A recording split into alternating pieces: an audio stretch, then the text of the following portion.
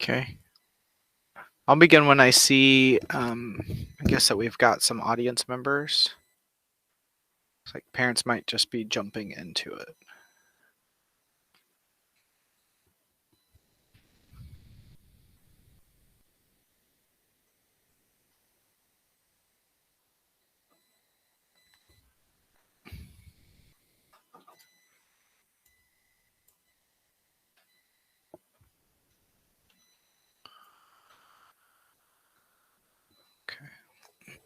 Okay.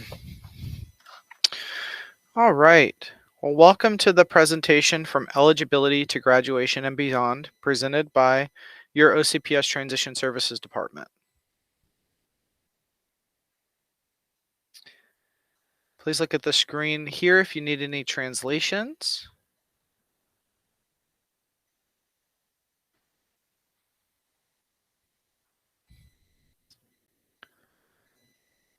And we can go ahead and begin. So in this presentation, we will focus on two pathways to help guide some of the items discussed here today. The first pathway is the standard diploma options available to all students, and then standard diploma options available only to students with disabilities. And to help make this distinction, we're going to be using the visuals of student A, as identified here, and student B, to kind of help us navigate these situations. So at key times, I'm going to say student A did this, student B did this. Please note that the presentation was created using stock photos provided through the content library as a Microsoft 365 subscriber. The people in this presentation are not actual OCPS students. Any resemblance to anybody is purely coincidental. No identification with any actual persons, living or deceased, places or situations are intended, and you should not infer that from this presentation.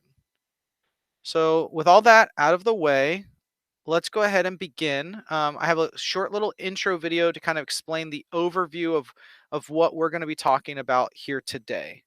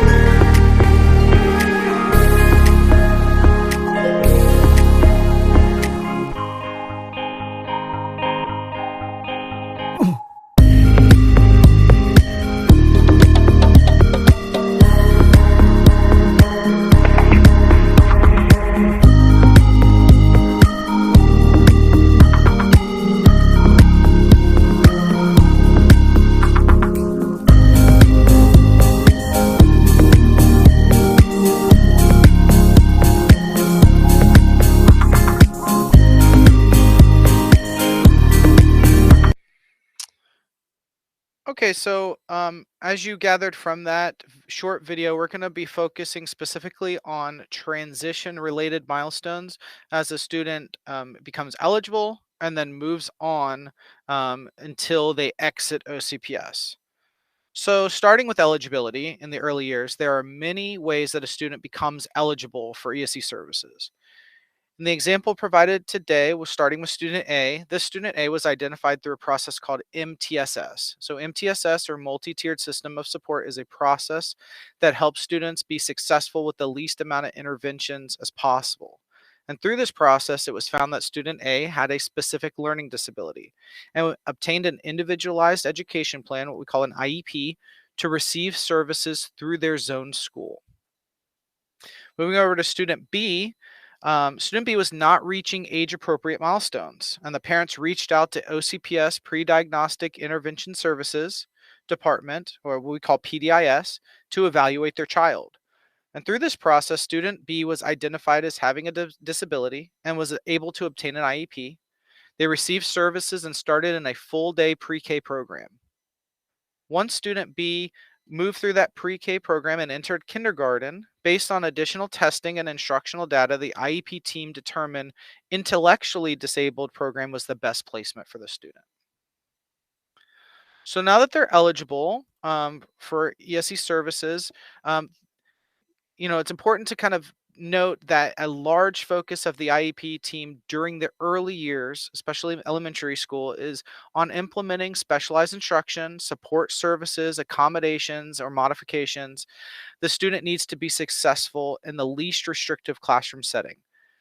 However, starting at age 12 or seventh grade, whichever comes first, the IEP team will meet and add the consideration of transition services, thus changing the IEP to a Transition Individualized Education Plan, or a TIEP.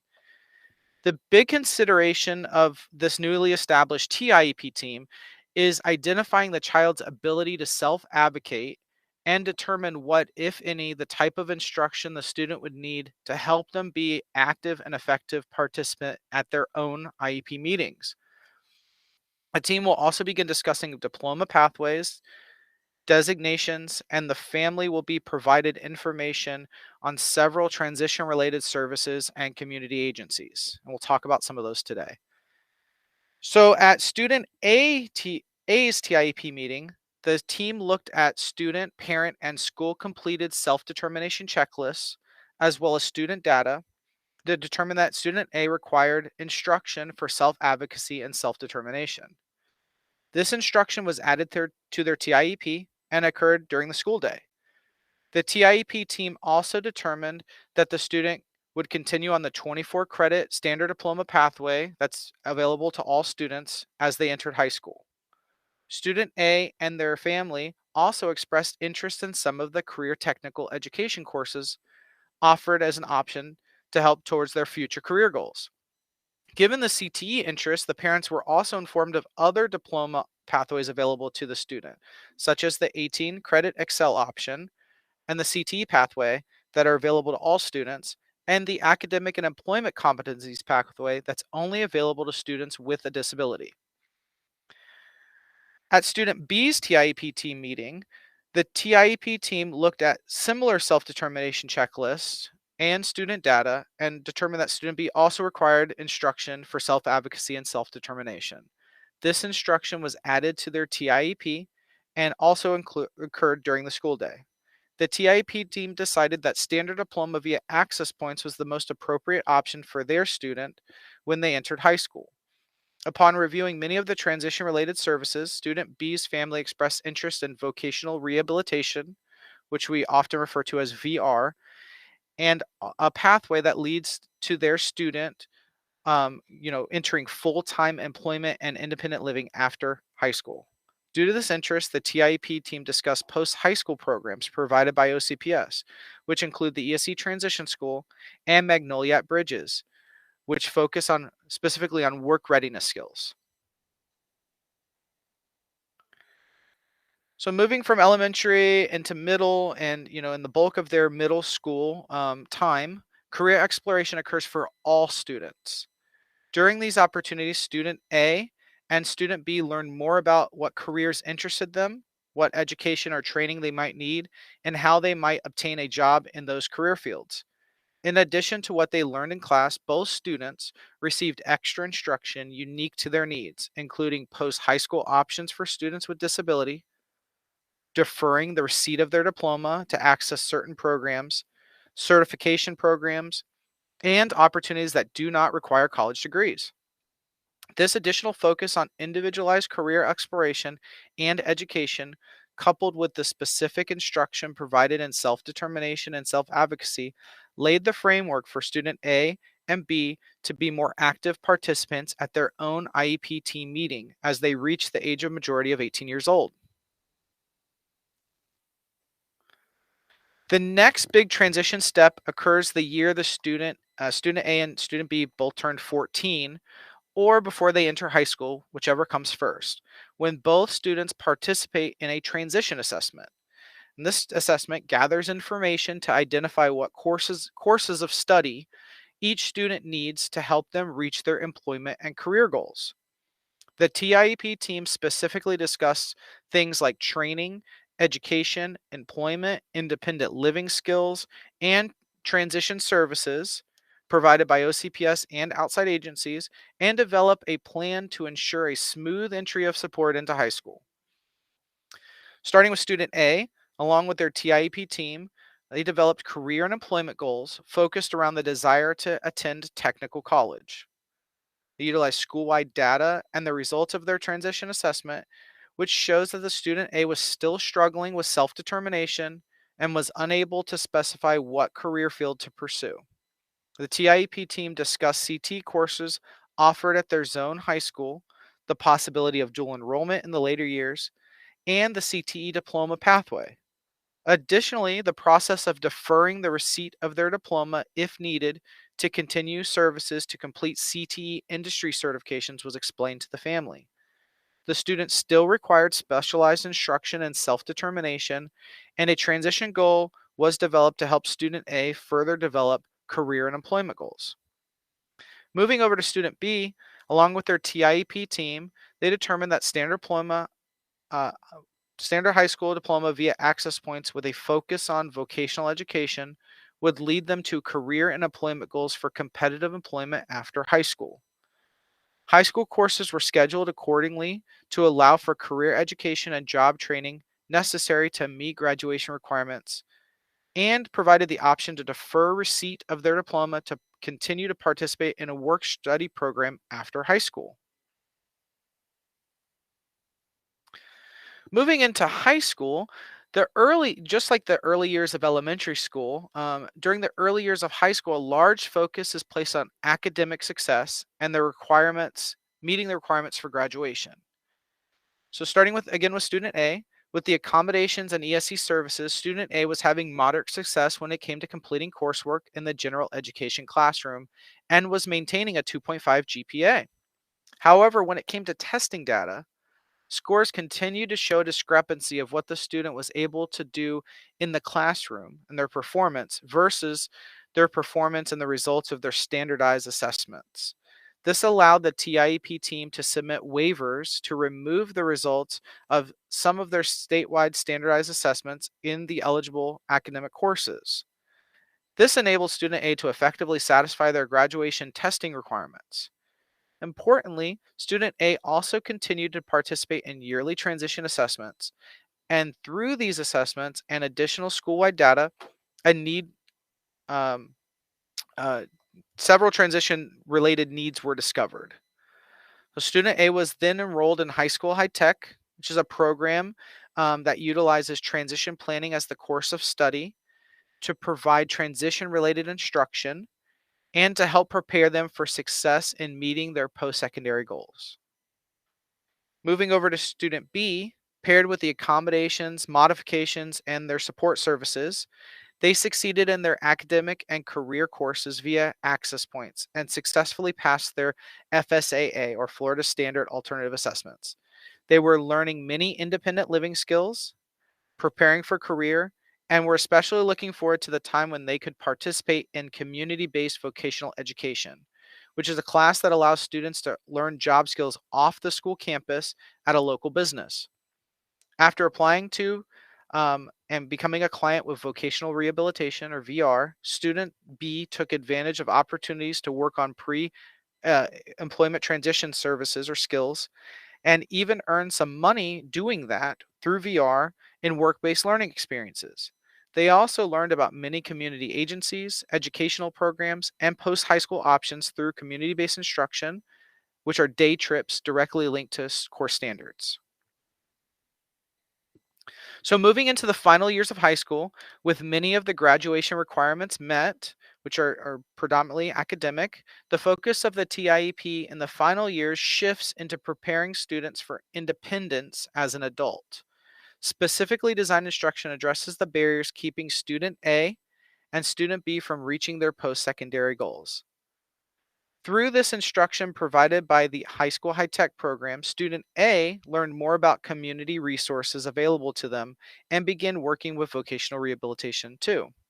Additionally, community based instruction, such as college visits and site tours provided by this program, allowed student A to learn more about dual enrollment, the process of enrolling, what jobs are available, and how to apply to them.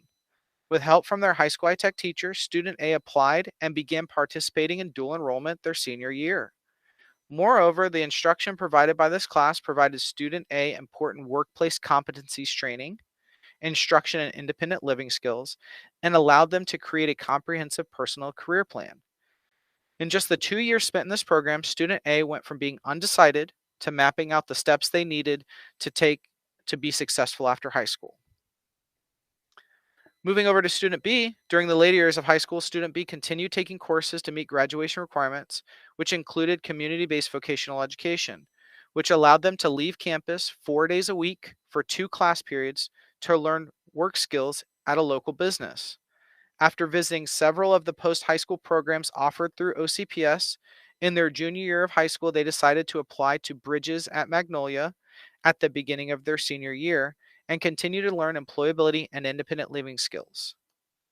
This would be the next step in the plan to enter the workforce and begin life on their own with as much independence as possible.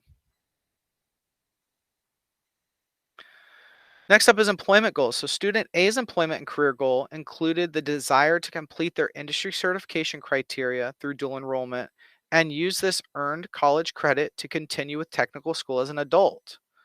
Although this was a very realistic goal for student A, they were admittedly a little worried that even with all these supports from their teacher and their school, they were not going to complete their industry certification in time for graduation.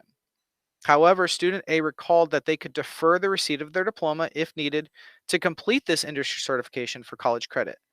This plan was discussed and placed in the student's TIEP. Student B, on the other hand, wanted to join the workforce upon leaving OCPS, but they knew they would need continued to support to successfully do so. So, student B kept working with vocational rehabilitation to gain pre employment and transition skills while still attending high school and was able to earn industry certifications to complement their career focused course load. One of the opportunities student B learned about during a visit to Orange Technical College was the Build Your Future program, offered to students with intellectual disabilities. They could choose between programs in welding, building construction technology, electricity, or cosmetology, and even obtain a grant to help pay for these courses. Student B was especially interested in applying to the building construction technology program after leaving OCPS, so the TIEP team added this to their employment goal.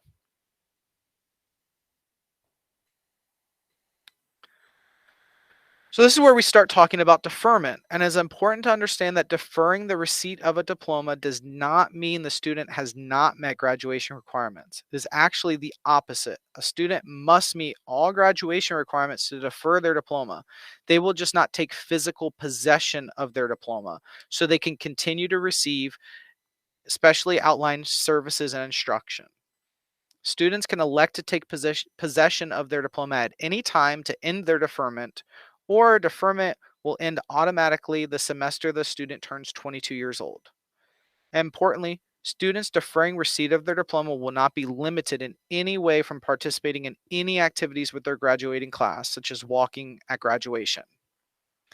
Although student A intended on deferring the receipt of their diploma, they were able to complete their industry certification on time and ultimately did not need to defer. So although they put it in the IEP that they were going to defer, they didn't actually need to do it. So they did not defer. Upon entering their senior year, student B, however, is on track to meet graduation requirements and needed to decide whether to stay in OCPS to attend a work study program or to pick up their diploma and enter the workforce directly. Knowing they would still need the support and wanting to attend Bridges at Magnolia School, student B opted to defer the receipt of their diploma upon meeting graduation requirements so they could still receive services through OCPS. With graduation requirements met and no need to defer the receipt of their diploma, student A met their goals, received their high school diploma, and exited from OCPS with a plan. Student A used the tools gained from their time at OCPS to complete their post-secondary goals and complete their adult education with their local technical college, and is now working full-time in their chosen career field. Student B found out the April of their senior year that Bridges at Magnolia School had accepted them and they would begin the program in August. After a year in this program, student B applied and was accepted to the ESE transition school, where they attended job training in a business all day and remained in this program until the semester they turned 22. At that time, they applied to and were accepted into the Build Your Future program in the area of building construction technology. Utilizing all the skills they learned in high school and beyond, student B was able to obtain and maintain a job in their chosen career field. And this concludes our presentation from eligibility to graduation and beyond. I will take a look at the chat if anyone has any questions, and I'll go ahead and answer those now. And thank you for your time. So, I have a question. What is the TIEP? So at age 12, the IEP we consider to change, where we stop looking so much at just academics and then also add to academics transition services. So the T in the TIEP is just transition services or transition.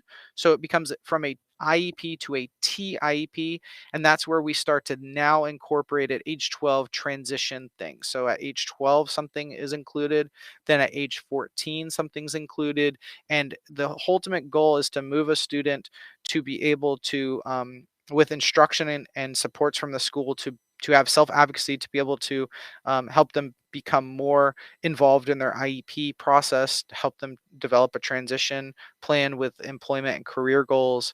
And so that's what the TIEP is.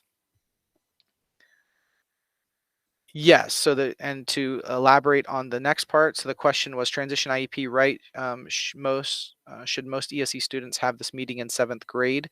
It's age 12 or seventh grade, whichever comes first. And there's distinct things that happen at in seventh grade, and then there's distinct things that happen or age 12, and then distinct things that happen at 14 or before they enter high school. And it's really important to note that the plan established at the one before they go into high school should carry them into high school. And so that's where it's important in eighth grade or before they enter high school to really discuss what the high school offers, what transition supports the are available to those students, what course of study the students can participate in. So 504 is different than an IEP. So they're a little different. 504 has its own unique, kind of requirements. And so that's something that's outside of my expertise area. Specifically, I'm talking about a student with an IEP, and so eligibility for specific programs in an IEP are different than the eligibility for 504.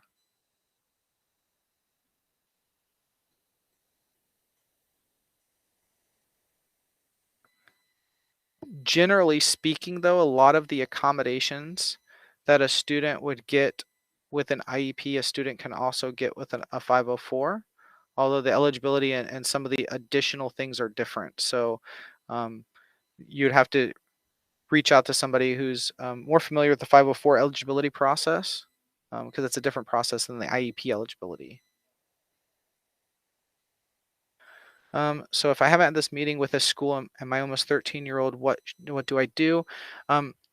So you're going to want to reach out. It's kind of a interesting question that you're asking. Because the 13-year-old, you guys probably had this TIEP change. Maybe some of this information wasn't explicitly explained, but typically when the student becomes it automatically kind of switches over, and some of these things are discussed in the IEP meeting. So what I would do is every school has a staffing specialist, which is the person who manages the meetings, and then there's also somebody called a caseload manager who manages the writing of the IEP and some of the data that's collected. So what you would do is you would want to reach out to those two specific people and kind of ask any of those questions that would be needed. Specifically, the next big milestone at age 14 in eighth grade is going to be the introduction of a transition assessment, and that's when you really start to get into a lot of the transition components. At age 12, we're really starting to just look at the need for instruction in self determination and self advocacy. So that's the process starts at age 12, but by age 14 is where you're going to really want to develop the career and employment goals. So there's still time. I wouldn't worry too much. I would just have those questions with those two people. It's called an annual review. So it wouldn't necessarily have to take place at the end of sixth grade. It would happen during when the year the student turns 12 or is in seventh grade. So if your student's going into seventh grade, um, but they should have had it the year that your student was turning 12 to start talking about self determination and self advocacy and what kind of instruction can be provided to help them with the specific question of how to make them more able to attend and participate in their own IEP and start thinking about you know that transition into adult life.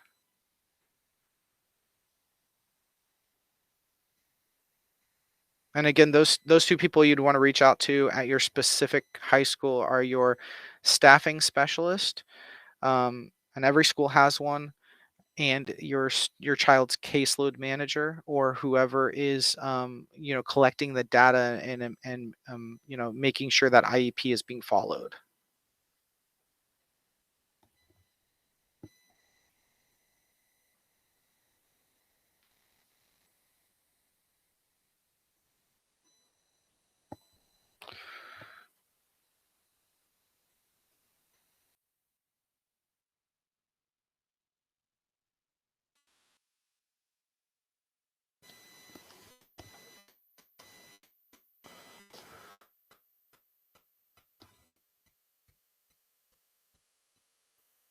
And I'm gonna hang around in here for a little while. I don't see any additional questions, but I'm gonna be managing this chat. I'm gonna go ahead and stop my camera.